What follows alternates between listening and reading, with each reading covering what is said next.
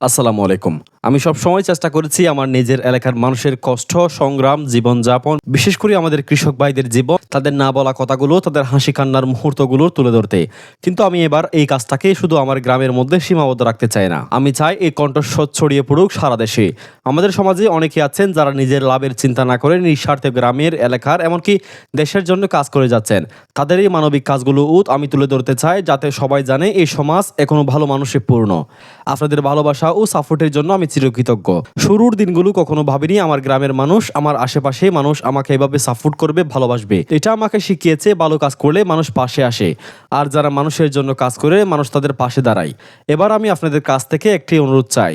আপনার আশেপাশে যদি এমন কোনো কৃষক ভাই থাকে যিনি অনেক কষ্টে দিন পার করছেন, যার কথা কেউ কখনো শুনেনি, অথবা যিনি হাসি মুখে কাজ করে যাচ্ছেন কিন্তু কারো নজরে পড়েনি এখনো, তাদের কথা আমাকে জানান। আমাকে মেসেজ দিন, ইনবক্সে লিখে পাঠান। আমি ছুটে যাব তাদের কাছে, আমি তাদের কথা শুনবো, আর সেই কথা তুলে ধরবো সারা দেশের মানুষের কাছে।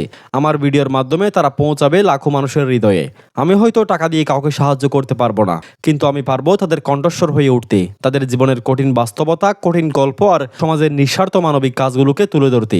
আমি কোনো রাজনৈতিক উদ্দেশ্যে কাজ করি না ভাই, না কোনো পক্ষপাতিত্বে বিশ্বাস করি। আমি শুধু মানুষের কথা বলি, আর আপনাদের ভালোবাসা নিয়ে সুন্দর কাঞ্চননগরকে তুলে ধরতে চাই সবার সামনে। আমার জন্য দোয়া করবেন। আপনাদের ছোট্ট একটা সহযোগিতা আমার জন্য অনেক বড় অনুপ্রেরণা। আপনাদের ভালোবাসা থাকলে এই পথ চলা কখনো থামবে না। আমার ইনবক্সে আপনাদের বার্তা পৌঁছালে আমি পৌঁছে যাব সেই অসহায় মানুষের কাছে। ভালো থাকবেন সকলে। আসসালামু আলাইকুম।